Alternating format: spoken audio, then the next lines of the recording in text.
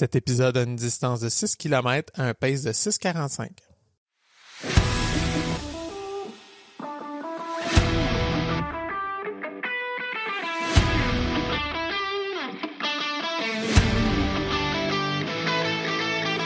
Ici, on parle d'entraînement, de motivation, d'équilibre et tout ce qui nourrit notre passion pour la course. Je vous présente Coach Bill, curieux de la science derrière le sport. Il analyse les tendances et nous propose des stratégies pour courir de façon plus efficace et intelligente. Je vous présente Coach Isa, avec qui chaque foulée trouve son équilibre. Elle crée une connexion authentique avec nos invités, ce qui nous donne accès à des humains formidables et des histoires inspirantes. Que vous soyez sur bitume, en sentier ou bien à l'écoute chez vous, on est là pour vous aider à avancer. Embarques-tu avec nous pour une petite course? Salut Coach Bill! Salut Coach Isa! T'as-tu couru cette semaine? Oui, j'ai couru, puis là, on est en retour de course post-événement parce qu'on a fait Ottawa il n'y a pas si longtemps. Fait qu'on était prudents, tu sais, même si j'ai dit le lendemain, on a couru le dimanche, le demi, le lundi, j'irais courir. Moi, finalement, je me suis gardé une petite gêne, on a fait ça mollo. Puis... Pas si mollo, on est allé sur le lendemain. Ben oui, mais on est allé mollo sur le lendemain, là. Oui. T'sais, on a été très, très correct. Puis, ce matin, j'étais allé faire une course. J'ai vraiment aimé ça. C'est pas la première fois que j'en parle. Vous savez comment j'aime les allées simples. Fait que toi, tu partais courir avec des amis. Puis, c'est toi qui as eu l'idée, en plus. T'as dit, hey, d'ici à chez Sid, où on s'en va, c'est pas mal 10 km. Parfait, je fais ça. Puis, j'ai même pas pensé, j'avais pas regardé le trajet. C'était génial. Je suis parti avec un podcast dans mes oreilles de Coach Frank, son nouveau podcast professionnel. J'ai écouté ça un petit bout. Après ça, j'avais plein d'idées pour le podcast. Fait que j'ai poké des gens justement pour trouver des invités intéressants à amener à notre micro. Puis quand je suis arrivé là-bas, j'ai fait un petit bout avec vous autres. C'était vraiment cool. Moi, j'étais très, très, très satisfait. Puis j'étais très allumé après ma course. Une course inspirante puis inspirée. Oui! Toi, tu courais cette semaine? Oui, ce dimanche, on a fait une petite course sous la pluie. Et puis, j'ai commencé à me faire coacher par ma montre Garmin. Puis je trouve ça le fun parce qu'il propose, c'est pas, il réinvente pas le monde, là, mais c'est des durées plutôt que un nombre de kilomètres. J'ai embarqué là-dedans, puis je me disais, ça va pas vraiment être différent, mais vraiment, c'est différent. On dirait que vu que j'ai pas de notion de base, parce que je me fie toujours au nombre de kilomètres, là, je pars, puis j'ai même pas regardé c'est quoi le nombre de kilomètres finalement. J'ai fait les durées qui étaient proposées, puis reviré de bord à mi-chemin. Vraiment, j'ai trippé. Je vais garder ça un petit bout. Cool! Ben, plaisant. Tant mieux si ça te sert puis que tu y trouves du positif. Parce que c'est vrai qu'à un moment donné, à kilomètre pour kilomètre, on s'ambitionne puis on veut faire toujours un peu plus. Là, t'as ton temps prescrit puis peu importe ce que ça donne, dans le fond. Oui, ouais. C'est ça. Avant de vous présenter notre invité, j'ai 2-3 petits trucs que j'ai vus en ligne cette semaine, dont un, c'est un gars qui a un t-shirt qui dit littéralement « Je cours car sinon j'ai un caractère de merde ». C'est ça. Ouais, ça m'arrive moi aussi. Des journées au travail où il y a rien qui va puis je file pas, je fais comme voyons, tout le monde m'énerve là. Fait que d'habitude c'est d'aller courir. Même moi je m'énerve. C'est ça, je me tape ses nerfs. Va courir, ça va te faire du bien. L'autre point que j'ai vu, il y a eu un gros ménage sur Strava parce qu'il y avait énormément de fausses publications. C'est 4,45 millions d'activités sur Strava qui ont été retirées, éliminées, parce qu'il était soit que c'était de la triche, c'était détecté comme de la triche. Strava commençait à utiliser l'intelligence artificielle pour faire de la détection comme ça. Soit du monde que c'est juste qu'ils ont oublié d'arrêter leur montre puis ils étaient dans leur char sur l'autoroute, ce qui vient fausser complètement le résultat du pace. Ça vient changer en moyenne. Ou des gens qui ont voulu faire des coms ou des segments, gagner des segments, puis ils l'ont fait en vélo au lieu d'en course, en disant qu'ils étaient en course. Strava s'est vraiment attaqué à ça là, pour éliminer tous ceux qui trichaient pour avoir une médaille numérique qui n'a aucune valeur monétaire, qui donne rien. Mais bon, fait que ouais, puis écoute, 4,45 millions, là, c'est pas banal. Là. Ça veut dire qu'il y en avait du tricheur, là. Je suis vraiment troublée, pour vrai. Je te voyais les yeux, oh! Non, mais c'est parce qu'il y a quelqu'un qui s'est dit, ouais, je vais prendre mon vélo pour faire semblant que j'ai fait cette distance-là en tant de temps. Ouais. T'as vraiment du temps à perdre. Ouais. Ça existe même pas pour vrai, là. Non, en tout cas, peu importe. Ouais, non, j'ai une petite... Tu sais, c'est pas drôle parce que là, ils ont créé quelque chose, un outil pour satisfaire ce besoin-là qui clairement est présent là, chez la majorité des coureurs. Mm-hmm. Mais en plus, il faut qu'il y ait bannir ceux qui trichent puis qui utilisent mal l'application. C'est pour quelque chose qui, fondamentalement, ça n'existe pas, là. Ouais. C'est un peu dégueu, c'est ça. Pourquoi? C'est troublant, oui. L'autre pourquoi qui est un peu troublant aussi, je vais dire, c'est, je lisais une publication, je vais vous la partager, mais c'était, je résume, là, par rapport à tout ce qui est le harcèlement en course, très dirigé vers les femmes, de ce que je vois.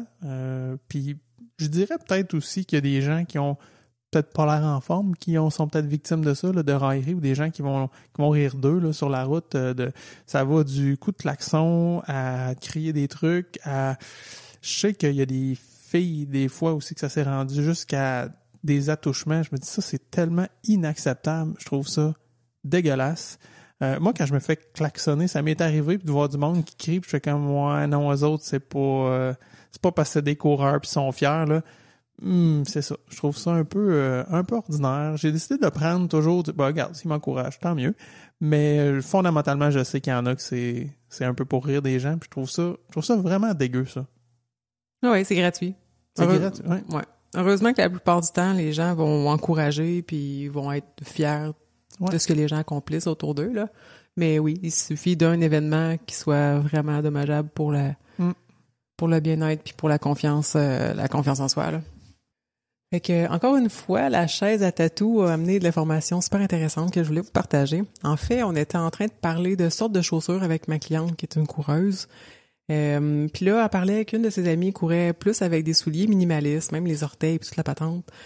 Puis on discutait à ce sujet, puis là où j'ai trouvé ça pertinent, c'est comme, oui, peut-être que c'est bon pour une personne de courir avec des souliers minimalistes, mais quelqu'un qui porte des chaussures à talons hauts, à longueur de journée, tomber avec du minimaliste pour commencer à courir, ouch, le tendon d'Achille, puis les autres tendons, puis toute la patente, là, en dessous du pied, ça va être épouvantablement douloureux. Donc, par rapport à, tu sais, il y a des philosophies qui disent, bon, on va courir plus avec des souliers minimalistes ou on va courir avec de la drop, des gros souliers confo. Je pense qu'il faut faire attention au contexte de vie. Si c'est une personne qui travaille avec des souliers très plats à longueur de journée, ça sera pas la même chose, justement, comme je disais. La personne qui marche avec des chaussures à talons hauts. Donc, c'était l'histoire des talons hauts. C'est bon, tu sais, dans le dernier épisode, on parlait justement ce qu'on porte quand on est en récupération, qu'on n'est pas en train de courir. Puis on disait juste de marcher avec quelque chose qui n'a pas de drop versus quelque chose qui a un soulier qui a un 6, qui a un 8 mm, par exemple, ou même changer d'une marque à l'autre, d'un 8 à un 4. Faut le faire de façon introductive puis être prudent. Là, tu passes d'un talon de 4 pouces, puis après ça, tu mets des souliers minimalistes en prenant ça. J'avoue que c'est un petit peu contre-intuitif. Ça se pourrait que ça marche jamais, même si tu y vas progressif puis que tu stalles, je sais pas moi, à la drop à 3. Puis que plus bas que ça fait mal, puis il apparaît plein de blessures. Tu sais, à quel prix il faut justement sacrifier son confort pour une philosophie? Mais toutes les philosophies sont bonnes. J'avais déjà entendu justement que ça pouvait être une prescription des gens qui avaient un talon d'Achille lésé de porter des talons hauts, justement pour venir ben pas l'alléger, là, mais tu sais justement moins le mettre sous tension. Ouais. C'est ça exactement, merci. C'est pour ça qu'il y en a qui font des courses en talons hauts. Ah oui, c'est sûr. Tu avais parlé de ça dans l'épisode des courses un peu saugrenues. Oui. Des courses à talons hauts. C'est vrai. Arc. Ouais, arc. Je pense pas que je pourrais. Non. Ben non, puis moi je veux pas là. Hey, les orteils aussi, tu t'es foiré en pointe en bout. Non, ça marchera pas. On a vu à Ottawa du monde d'exant T-Rex. Ça, je pourrais. Mais courir en talons hauts, non. Non, ouais. Non, on fait pas ça. On pourrait demander à notre invité. Oui, on essaye. Fait que oui, notre invitée Jessica Belair, qui est cofondatrice de la nouvelle plateforme Co-Mouvement, qui est avec nous pour nous présenter cette nouvelle plateforme-là. Mais avant toute chose, Jessica, j'aimerais savoir, est-ce que tu as couru cette semaine? Oui, j'ai couru. Yes! Qu'est-ce que tu as couru? En fait, c'était mon premier défi pour moi, c'est un 5 km. Donc, yes! C'était la course pour la Fondation Véro et Louis. L'objectif, c'était de faire des books. Il y avait 16 books de 5 km. Puis, ça se faisait sur 12 heures. Donc, au total, un 80 km. Donc, on pouvait s'inscrire en équipe. Il y a des gens qui faisaient les 16 books, donc 80 km. Mm-hmm. Puis moi, je m'étais inscrite en faisant mon défi, c'était de faire un 5 km sans marcher, sans m'arrêter. Et puis? J'ai réussi. Yes! Félicitations. Puis, je suis fière de moi parce que j'en ai fait un autre. Okay. Oui, j'ai fait mon 5 km À la fin, j'ai vraiment eu un effet wow. J'étais habituée de courir un petit peu toute seule, j'aime ça, mais d'avoir un effet de groupe, c'est complètement différent. Oui, hein? D'avoir une gang, on suivait le pace un peu, fait que chacun était différent. Mais j'ai vraiment adoré cet effet-là de groupe, puis après ça, de dire j'en fais un autre, je savais que j'allais pousser ma limite. Juste pour moi, j'avais atteint mon objectif, puis de le dépasser. J'étais vraiment fière de moi. Fait que dans la même journée, t'as refait un deuxième 5. Oui, dans le fond, c'était à chaque 45 minutes, donc j'ai sauté un 45 minutes, puis après, je me suis dit, je le fais. Là, j'hésitais, je disais, je le fais-tu, mais aussitôt que j'ai l'idée dans la tête, je savais que j'allais le faire. Ça a été un peu plus difficile, celle-là. J'avoue que j'ai été quand même raquée le lendemain, mais j'étais vraiment contente de l'avoir faite, puis ça prouve l'effet de groupe, puis que le mental, c'est vraiment notre seule limite, parce que quand on veut, on peut le faire, là. Effectivement, le mental est vraiment important dans ce genre d'événement-là. Mais heureusement, probablement que t'es pas allé courir le lendemain puis le surlendemain puis t'as pris une longue pause pour récupérer. J'avais j'avais 2 courses dans la même fin de semaine, ce que j'avais jamais eu. C'était une petite course familiale. Hier, c'était un 3 km. C'était pour ramasser de l'argent pour une autre fondation. Puis c'était une course de couleurs. Fait qu'ils te lancent de la peinture et tout. Fait que j'étais là avec mes enfants. Puis fait que j'ai fait un 3 km, mais souvent on passait dans des obstacles et tout. Fait que c'était moins intense, là. Tout pour faire accrocher les gens, hein? Tu sais, tu commences, tu t'entraînes, justement, t'es tout seul, t'as moins de vibe, puis là, t'arrives, paf, d'un événement. Puis ça, c'est accrocheur, là. D'après moi, tu dois avoir envie de t'inscrire à d'autres événements. Oui, honnêtement, je comprenais pas ceux qui font des marathons, je les trouve vraiment bons. C'est pas quelque chose que je pensais que j'aurais pu faire un jour. Parce que juste de courir, je trouvais ça quand même, je vais être honnête, je trouve ça difficile. Je fais plein d'autres sports, puis mon cardio va quand même bien, mais courir, j'ai toujours eu de la difficulté un peu. Mais là, d'avoir fait ça en gang, puis en même temps, quand je courais, je connaissais pas personne autour de moi, là. Fait que, mais juste de cet esprit-là, de voir les gens, ça s'encourage quand t'arrives pas loin de la ligne d'arrivée, quand le monde crie, ça crée vraiment un certain adrénaline que j'ai pas quand je cours tout ça dans le bois, là. Il y a pas d'écureuil qui te... J'aimerais ça, peut-être les voir dans ma tête, mais sinon, il y a pas personne qui le fait. Ouais, fait que ça, c'était ton premier événement officiel que t'as couru, c'est ça? Oui, exactement. Cool! Ça sera pas le dernier. J'aurais pas pensé ça il y a une semaine, mais de l'avoir fait, ça m'a vraiment... Je voulais sortir de ma zone de confort aussi. Je sais que c'est quelque chose que j'aime un peu moins faire, mais là, de le faire, puis de l'avoir fait 2 fois, c'est vraiment un bel objectif. C'est vrai qu'il y a un effet fou de... Comme tu dis, tu pourrais courir seul, puis ça fonctionne, puis on se demande, souvent les coureurs qui débutent plutôt, mais pourquoi je cours dans mon quartier, là, ça me coûte 0, pourquoi j'irais payer 10, 20, 50, 100 piastres des fois pour aller courir avec du monde que je connais pas? Mais c'est fou l'effet que ça peut avoir, puis il y a un sentiment d'appartenance qui se crée, même si tu connais pas les gens, de sentir justement qu'il y en a qui t'encouragent, de pas te sentir seul là-dedans. C'est fascinant. Moi, ça me fait triper. Au début, les premières courses, je sais pas si tu l'as vécu, mais il y a même le sentiment d'imposteur de « Ouais, mais moi, j'ai pas d'affaire là. Je suis pas un vrai coureur. Je peux-tu aller là pour vrai? » J'ai vécu la même chose, puis j'ai compris un peu l'effet aussi des clubs de course. Moi, dans ma tête, un club de course, c'était vraiment pour les élites, puis ceux qui sont bons, tout ça. Mais là, en voyant, puis on suivait des gens qui faisaient plusieurs books, puis on suivait au main beat, puis je me dis, voyons, ils sont bien meilleurs que moi, mais regarde, les autres, ils sont là pour l'événement, puis ça m'a convaincu de dire, OK, ben, courir en gang, il y a vraiment un effet magique. Ouais. Mais l'élite, c'est pas la majorité. Puis il y a tellement de gens dans des événements de course, ça peut pas être toutes des élites, là. C'est ça. C'est une minorité qui vont surperformer. Le reste des gens qui sont là, c'est que pour le plaisir ou pour la cause ou par habitude. Les gens, il y en a qui s'inscrivent d'année en année dans les mêmes événements parce qu'ils ont l'habitude de le faire. Mais puis c'est ça, tu dis, c'est complètement des inconnus qui est autour de toi, mais parce que tu as le point commun qui est la course, c'est rendu ton meilleur ami, là. En particulier. Ouais. En plus pour une cause. Oui. Ça m'est arrivé de rencontrer des gens dans une course, hein, puis de leur parler, puis que c'est devenu des gens avec qui j'ai gardé contact, puis moi, j'étais un jaseux, je sais, là. Mais il y avait un gars avec qui je courais, lui, il faisait les 16 books, puis lui, jasait tout le long. Ouais. Fait qu'il parlait avec le monde, puis il y avait même son fils qui était à côté, puis je dis, il était à sa 4e book, le petit garçon. Mais dis-moi, le fait que mon père me jase, ben, il dit, ça me change les idées, puis ça me permet de courir. Je dis, ça détendait l'ambiance aussi, puis ça nous faisait oublier un peu que j'avais mal, puis que c'était difficile à la fin. C'est clair. Puis, quand est-ce que tu as commencé à courir? C'est quoi ton histoire de course? Honnêtement, j'ai commencé l'année passée pour courir un petit peu. Mon chum, lui, il court. Fait que lui, souvent, sur l'heure du midi, il va aller courir un petit peu, puis juste vraiment pour le plaisir. Je me suis dit, ben, je vais l'essayer, moi aussi. C'est facile, n'importe quand. Tu peux partir avec tes souliers, puis tu peux le faire. Donc, j'ai commencé un petit peu, mais je persiste même si j'aimais pas ça. Mais en écoutant vos podcasts aussi, je réalise qu'il y a beaucoup de coureurs qui ont commencé, ils n'ont pas aimé ça au début. Tellement. Puis tu sais, en soi, c'est pas l'action de courir qu'on aime parce que ça fait mal, parce que des fois il fait chaud, parce que des fois il y a une bretelle de trop, mais c'est tout ce qu'il y a autour, l'aspect social, l'aspect bien-être qu'on ressent après, changer d'idée, changer le caractère, l'humeur. Mais c'est ça, en soi, l'action de courir, c'est plus ou moins agréable. Moi, je dirais que c'est pas très agréable. Bon, on apprend à ce que ça devienne agréable, mais ça prend plusieurs années avant de faire « OK, ouais, c'est quand même le fun ».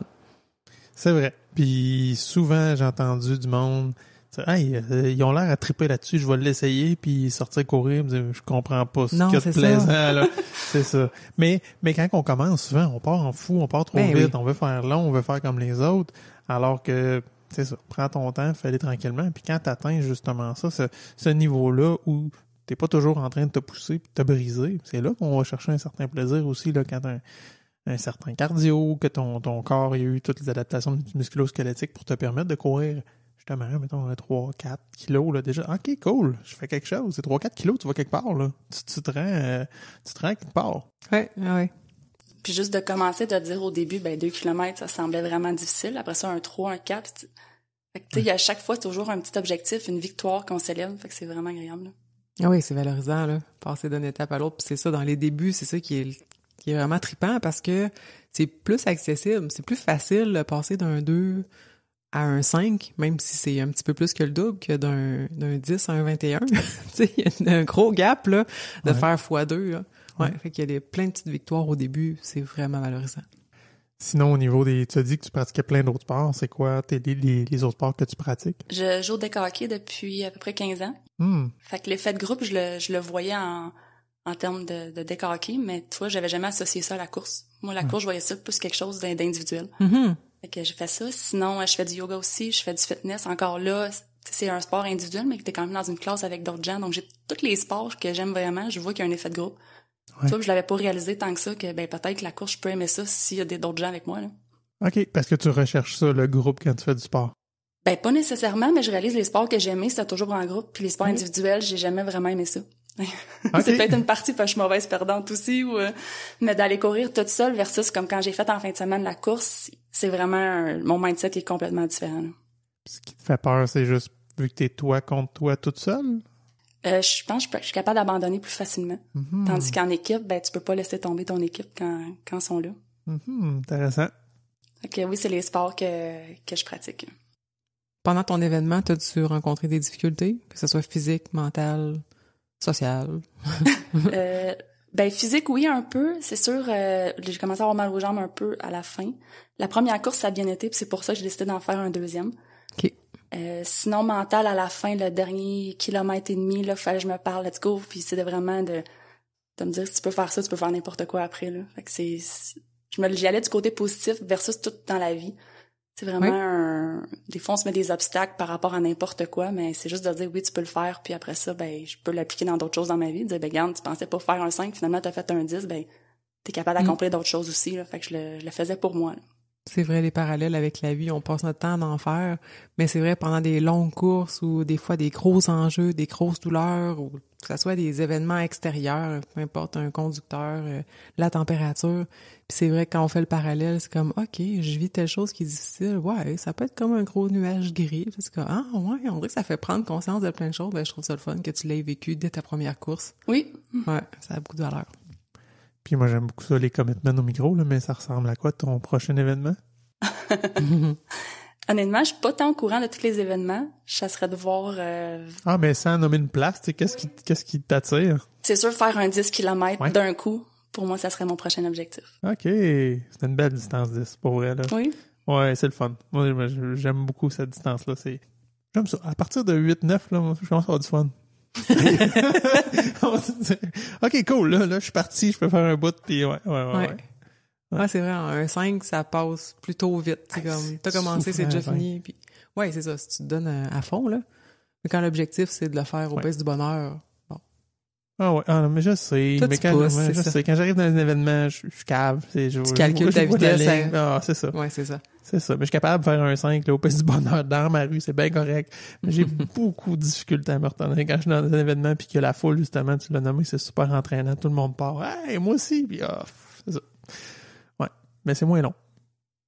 Ouais, c'est sûr. Tu cours plus vite. Ça dure moins longtemps. T'es en train de dire que tu veux que ça dure plus longtemps pour un 10. Ben, c'est ça. C'est un peu paradoxal, hein.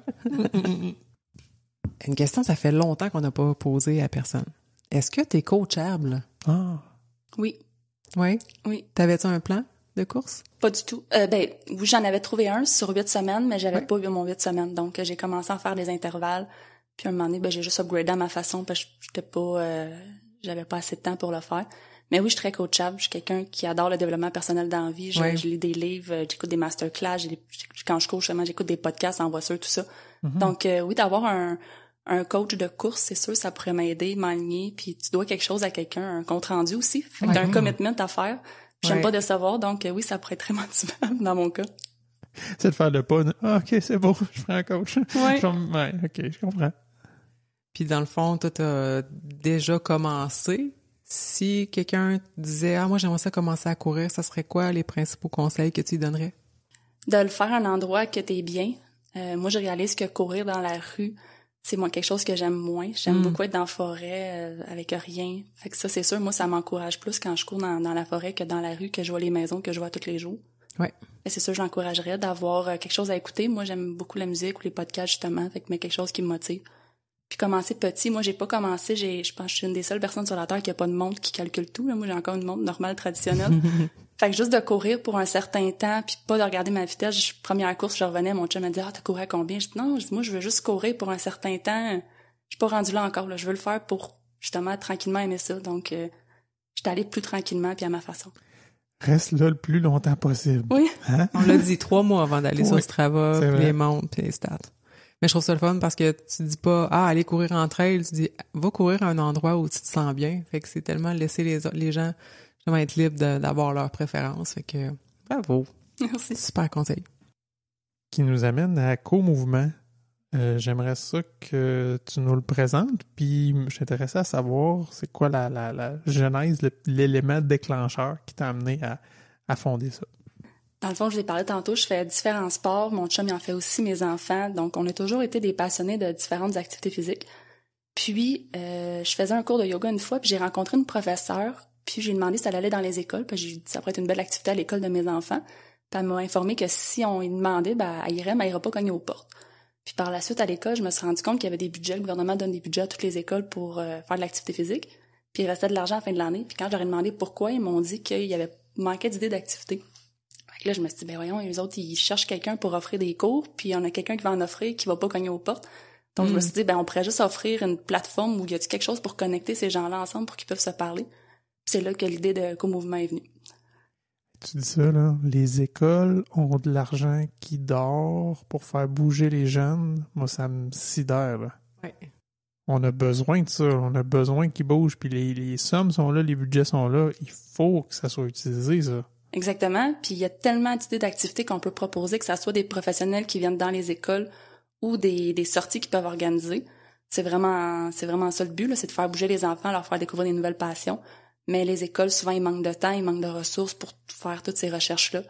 Donc, c'est pour ça que j'ai créé Co-Mouvement. Fait qu'en fait, c'est une plateforme de recherche qui va permettre à des individus, des familles, des écoles, des résidences pour aînés, des entreprises à trouver des professionnels, des clubs, des endroits pour pratiquer l'activité physique. Présentement, il n'y a rien qui existe qui centralise toute l'information au même endroit. Quelqu'un qui cherche un club de boxe dans une ville spécifique, en allant sur Google, il va le trouver, mais si quelqu'un ne sait pas nécessairement qu'est-ce qu'il a le goût de faire, il a le goût de bouger, mais j'aimerais ça d'essayer quelque chose de nouveau, c'est difficile à chercher parce qu'on ne sait pas trop où regarder. C'est pour ça que je me suis dit, on pourrait créer une plateforme pour tout mettre au même endroit, que ça soit le sport, ton niveau d'activité physique, ton groupe d'âge, si tu as des caractéristiques, fais-tu quelque chose à l'intérieur, à l'extérieur, mobilité réduite pour les femmes en maternité et autres. C'est vraiment un endroit que les gens vont pouvoir aller pour trouver tout ce qu'il y a disponible autour d'eux. Là. Juste penser aux parents, tu te dis, gars, moi j'ai des jumeaux de 4 ans, puis c'est comme, j'aimerais ça les faire bouger, qu'est-ce que je leur fais faire, ou même des ados, tu rouvres la plateforme, tu dis, OK, qu'est-ce qui t'intéresse, puis là, tu passes la liste d'un après l'autre. Fait que c'est le fun, tu peux voir les sports qui existent, Vraiment intéressant. Puis je reviens tantôt qu'est-ce que vous avez dit, tu sais, il y a de l'argent qui dort, mais pour faire bouger les jeunes, mais ils savent pas quoi faire. Mais les personnes qui reçoivent ces montants-là, c'est pas des personnes qui font faire de l'activité physique. Fait qu'ils savent pas qu'est-ce que des enfants. Là, je comprends si tu peux solliciter peut-être le prof d'édu de l'école, là. Mais entre le moment où l'argent est reçu puis de faire bouger, il y a un monde, là. Fait que ouais, c'est vraiment intéressant. Puis je me dis, il y a tellement de sports que des fois les gens connaissent pas. Sur le site, on a répertorié au-dessus de 90 sports, puis je suis sûre qu'il y en a d'autres que je vais rajouter entre-temps, mais juste dans ma région, il y a tellement d'endroits que je connaissais même pas, puis je suis une personne active. Je me dis, pour un enfant, ben c'est sûr qu'il peut découvrir quelque chose de nouveau puis avoir une passion pour le restant de sa vie pour être actif. Là. Tu peux-tu nous nommer un sport que tu as découvert? Qu'on s'attend pas? Là? Ben, tu vois, mettons, l'escrime. Je sais que c'est un sport, mais c'est pas quelque chose qu'on va voir souvent. Ouais, c'est niche. Dans ma tête, tu vois ça dans les très, très grands centres. Puis, exactement. Un sport aussi du hockey subaquatique. Pardon? Oui, donc c'est du hockey qui se passe en dessous de l'eau. Ah, bah ouais. OK. Fait que c'est ça, en cherchant, il y a plein de différents sports dans différents endroits du Québec que les gens sont pas au courant, là. Que ça soit, comme je disais, même les résidences pour aînés, souvent, ils aimeraient offrir plus d'activités aux aînés, mais ils savent pas trouver les professionnels pour venir donner des cours. Donc, c'est le but aussi qu'ils puissent avoir un éventail de choix. OK. Puis, quand vous avez parti ça, là, tu dis, OK, j'ai des gens d'un côté qui ont de l'argent, j'ai des gens d'un côté qui ont des services à offrir. Comment vous avez fait naître ça? Là, tu dis, on a répertorié des sports. Ça ressemble à quoi, le processus créatif au début? C'est sûr, avant de se lancer dans un gros projet de même, j'ai tâté un peu les deux terrains. Donc, j'ai parlé avec autant des utilisateurs, que ce soit dans les écoles, les directeurs d'école, des résidences pour aînés, des parents, voir si ça pourrait être un besoin. Puis la majorité des gens m'ont dit oui, on aimerait vraiment ça. Puis ensuite, j'ai parlé avec des gens aussi dans le domaine, que ce soit un propriétaire de gym, un propriétaire d'un club de différents sports, un professeur qui enseigne. Souvent, ils ont des emplois à temps partiel dans leur sport, mais ils font autre chose aussi. Puis ils aimeraient ça avoir une meilleure visibilité. Donc, j'ai tenté le terrain, puis la réponse était bonne des deux côtés. Fait que je disais, OK, on se lance. J'ai travaillé avec une compagnie pour se développer, parce que je suis pas programmeur du tout. Mm-hmm. J'ai les idées, mais je sais pas comment l'appliquer dans ce concept-là. Donc, on a travaillé sur le site Internet, puis à peu près 10 mois plus tard, il est sorti le 15 mai. Donc, c'est encore tout nouveau. Ben oui. Puis t'as nommé plusieurs reprises les maisons pour les aînés. Je trouve ça super intéressant. Puis c'est tellement important de les garder actifs, ces gens-là. Puis j'imagine que vous allez avoir un problème similaire aux écoles de qu'est-ce qu'on peut leur offrir, qu'est-ce qu'on peut leur faire faire. Puis d'avoir comme ça une liste d'offres puis d'idées, c'est intéressant.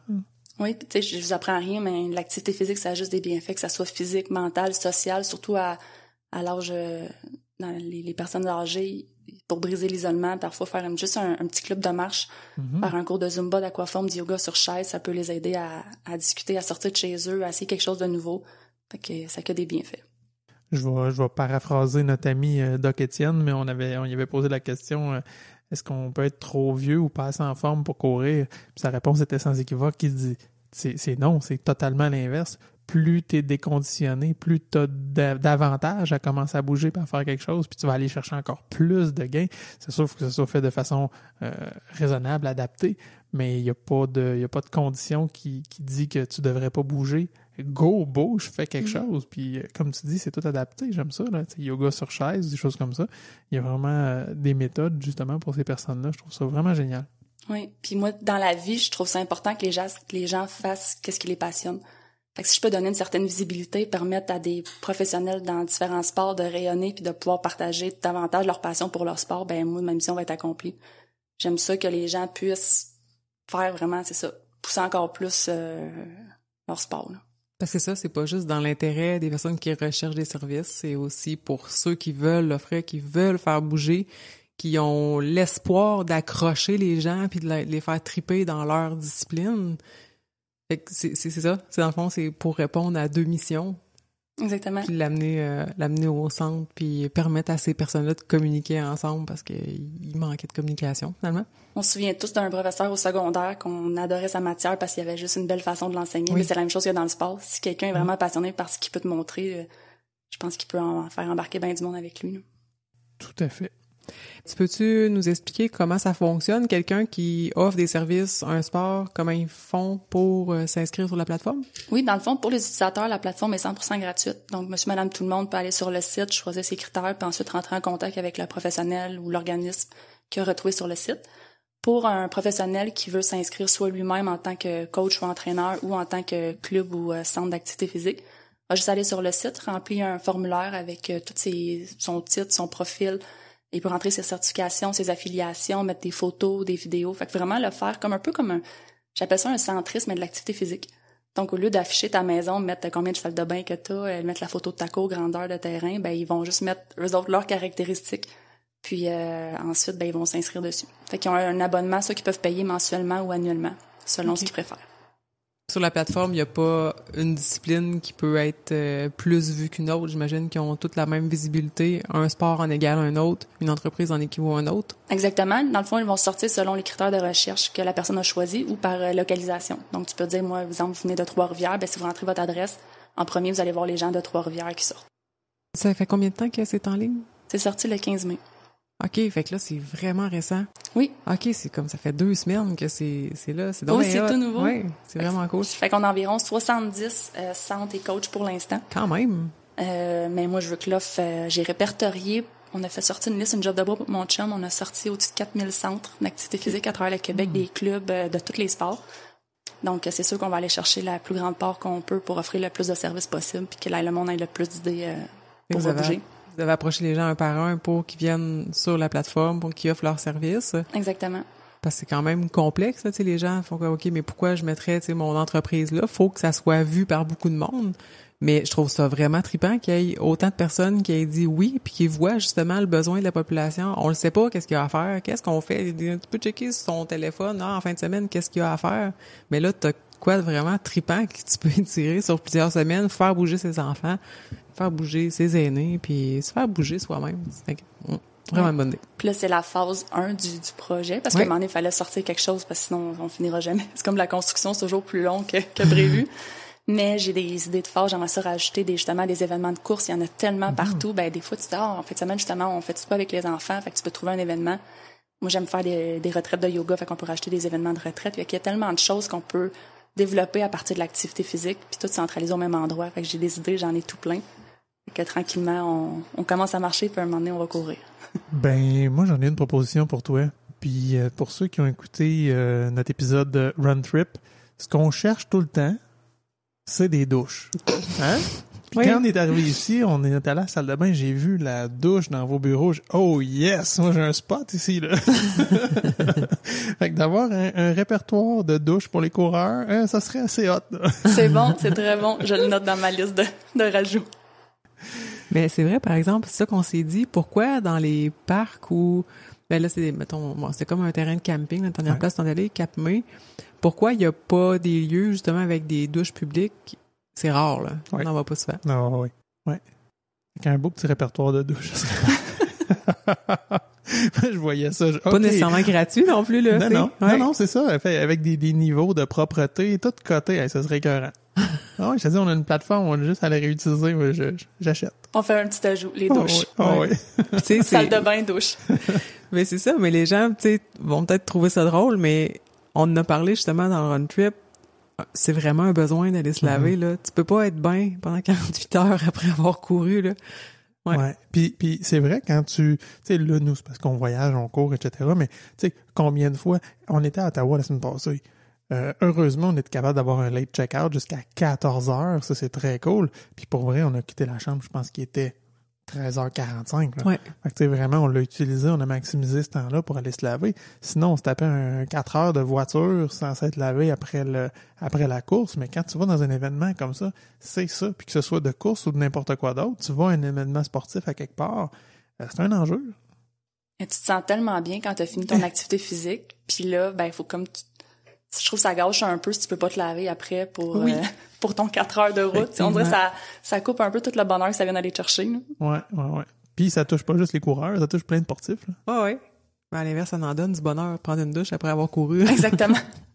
C'est satisfaisant. Y aurait-il d'autres phases de la plateforme que tu aimerais exploiter avec le temps? Je dis peut-être avoir un masterclass. J'aime beaucoup écouter des masterclass dans différents domaines, mais je me dis si on pouvait avoir certains spécialistes, un peu comme ce que vous faites, vous venez faire venir des gens de différentes spécialités. Si on peut avoir, exemple, une professionnelle en ski, en course, après ça en boxe, ben, s'ils peuvent venir faire des vidéos, faire certaines conférences ou présenter leur sport avec certaines techniques, ça pourrait être vraiment intéressant aussi. C'est une des idées que j'avais eues. J'avoue, ça c'est intéressant. Un répertoire de podcast. Ouais. Aussi. On est parti, on va dériver ton produit. Non, mais je vous le dis, j'en ai des idées, c'est incroyable, là. Ouais. C'est, comme vous dites, des podcasts, souvent les gens cherchent des idées de podcasts tout le temps en lien avec ce qu'ils aiment. Fait que c'est de répertorier tout ça. Puis surtout, ben, que là, la plateforme est au Québec, fait que c'est facile de répertorier tout ce qui est québécois. Totalement. Fait que là, il y a rien qui existe qui ressemble à ça. Parce qu'on a beau réfléchir, mais c'est vrai qu'on va sur Google. Ouais. C'est la seule option qu'il y a, puis... C'est quand tu sais ce que tu cherches. C'est difficile de Effectivement. chercher une activité que tu sais pas ce que tu cherches, en fait, là. C'est sûr que si t'écris sport en fin de semaine avec les enfants, ça te sortira pas tous les types de sports que là. Tu vas avoir les gros, là. Ça va sortir les styles récréophone, puis karaté, puis des choses comme ça, tu sais. Mais t'auras pas d'avoir justement tous les types de sports. Je trouve ça intéressant. Puis assurément là qu'il y a des clubs sportifs qu'on connaît pas. Fait que non, c'est très cool. Mais comme avec la course que j'ai faite, il suffit de l'essayer une fois puis c'est de l'adopter, là.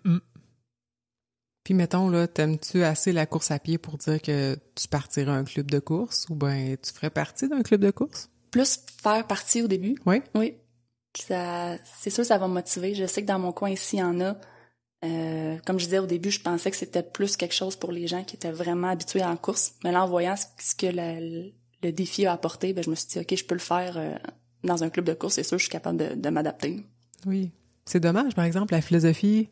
Puis c'est généralisé. Les gens pensent que pour faire partie d'un club de course, il faut que tu sois super performant. On pense à l'école, à l'universitaire, l'équipe universitaire qui font de l'athlétisme. Puis tu dis, je suis pas capable de courir à cette vitesse-là. C'est sûr que tu feras pas nécessairement partie de l'équipe d'athlétisme de l'université, mais d'un club de course, c'est ça, c'est tout l'aspect ludique, l'aspect social, l'aspect juste d'avoir un engagement toutes les semaines, d'aller s'entraîner. Un peu...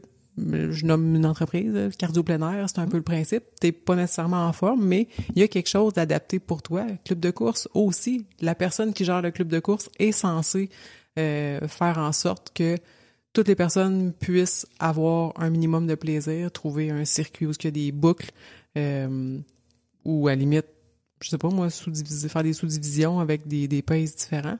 Mais je pense que c'est la responsabilité des clubs de course de rendre ça accessible à tout le monde.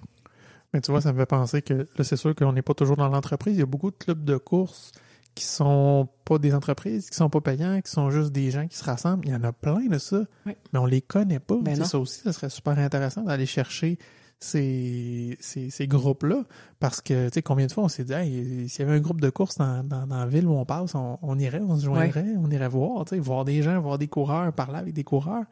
Mais ça, faut que tu sois un peu plus infiltré, là. Tu connais quelqu'un qui est dedans, ou tu l'as vu passer quelque part.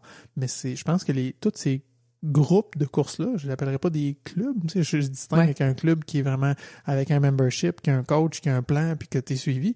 Mais juste des groupes de courses, je pense au 6am, ou les givrés, ou le club de course de la maison de la course, entre autres.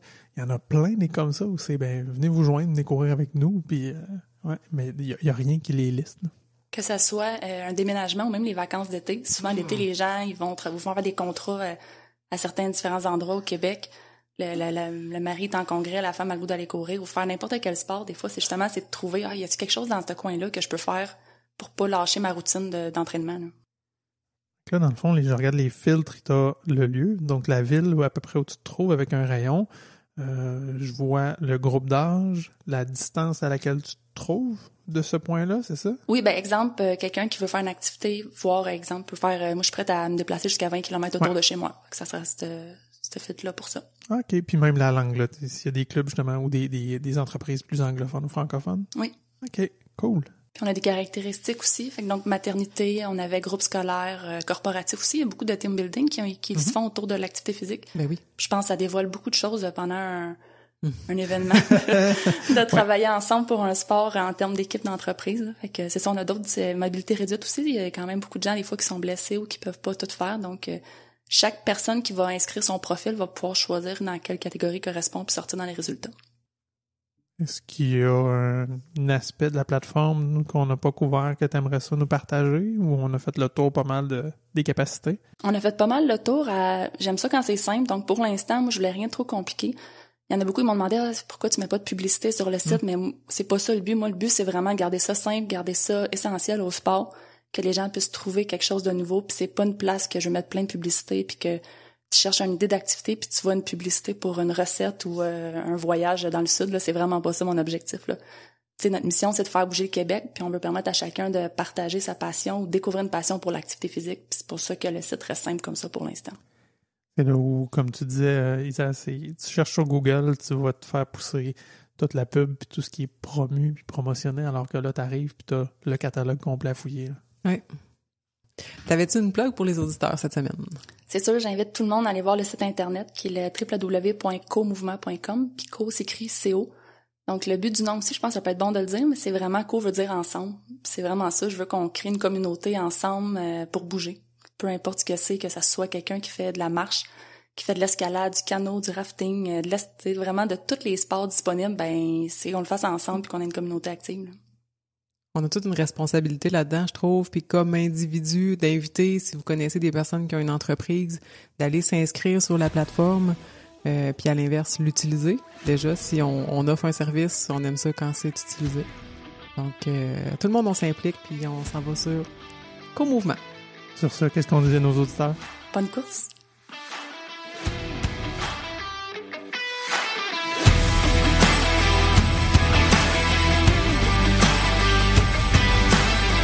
Si t'as aimé cet épisode, prends le temps de le partager autour de toi. Abonne-toi sur ta plateforme préférée pour ne pas manquer les nouveaux épisodes qui sortent chaque mardi. Puis, tant qu'à y être, laisse-nous un petit commentaire puis un 5 étoiles. C'est toujours apprécié.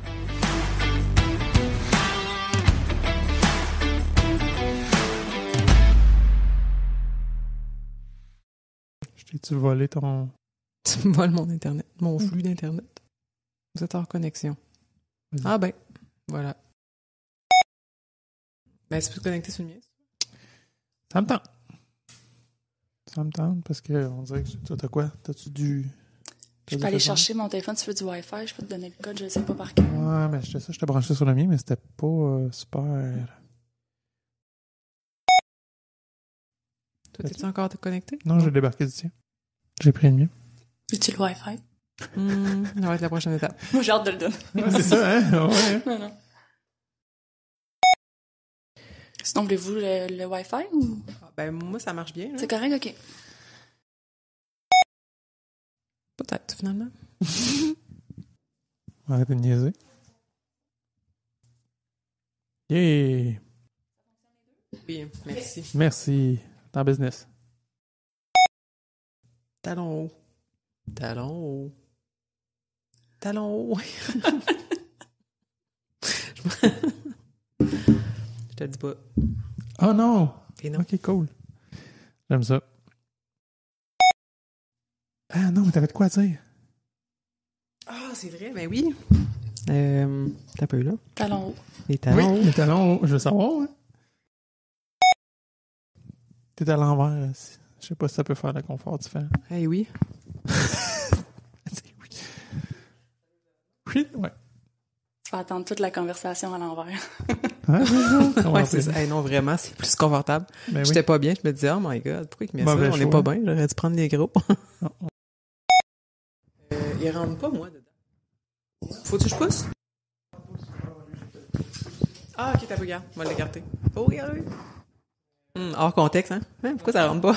On écarte là, ça va rentrer. Oh, il y avait une pub que j'ai vu ça, je pense que c'est des clés USB. Ah, la mienne est grosse. Ah ouais, moi, elle rentre pas. Ah, c'est ça. Puis là, le gars, ils sont tous en conférence, puis t'en as un qui est juste en audio. Qu'est-ce qui se passe dans cette pièce-là?